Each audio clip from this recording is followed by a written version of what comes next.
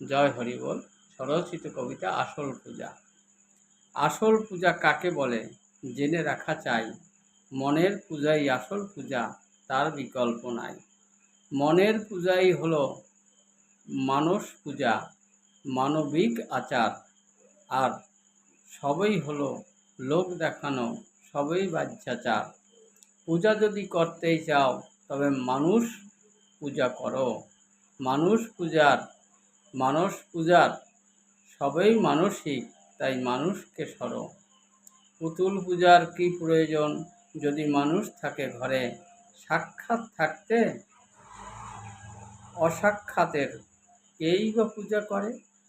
পূজা হলো মনের আনন্দ, পূজা হলো খুশি, কিন্তু সেই পূজা করতে গিয়েই যদি হই মনের কাছে দোষী। মানুষ যদি আনন্দই না পায় তাতে কি পূজা হয়? খুশি মনে পূজা করতে না পারলে কি তাতে পূজা বলা যায়?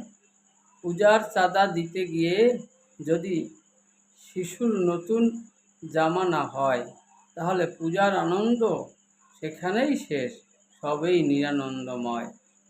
তাহার পূজার কেবল লাফালাফি হবে না,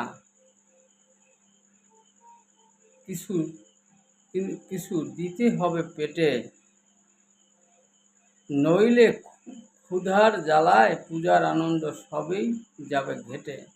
কারণ অনেকেই দেখো খাওয়াই জোটে না প্রতিদিন, তাহলে কি করে পূজার আনন্দ করবে একবার ভেবে নিন।